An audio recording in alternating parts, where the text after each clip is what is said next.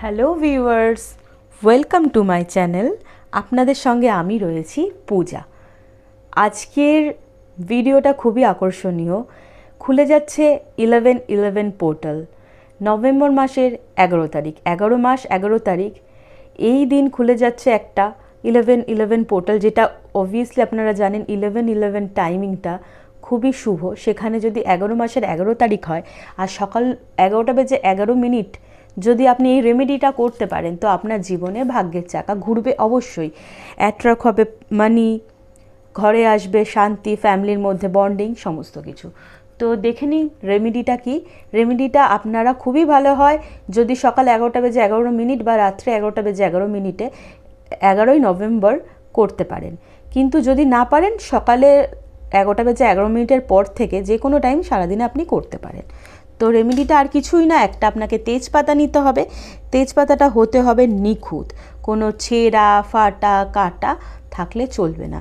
তেজপাতার সোজা দিক মানে এই দিকটার মধ্যে আপনাকে লিখতে হবে একটি নাম্বারটা হলো এঞ্জেল নাম্বার 210491।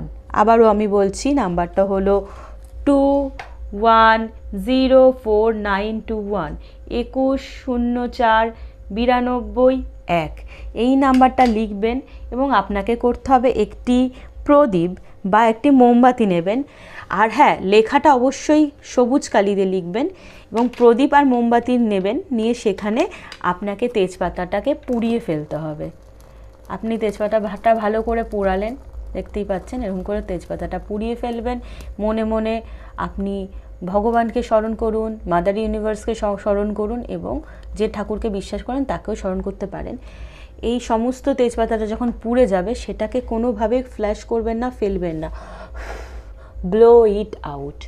আপনাকে ব্লো করতে হবে, আপনাকে ইউনিভার্সের সাথে আপনার এই পাতাটা মিশিয়ে দিতে হবে।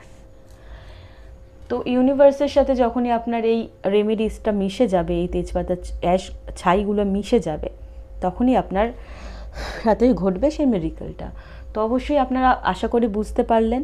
আমি ডেসক্রিপশানে দেব অবশ্যই রেমেডিসটার ডিটেলসটা লিখে। তো ফলো করতে ভুলবেন না আমাকে। আমি পূজা অতিষ্কা, আপনাদের সাথে রয়েছে ডিভাইন গাইড ডেন্সের জন্য। তো রাধে রাধে, হরে কৃষ্ণ, শুভরাত্রি, জয় শিব শম্ভু, নমস্কার।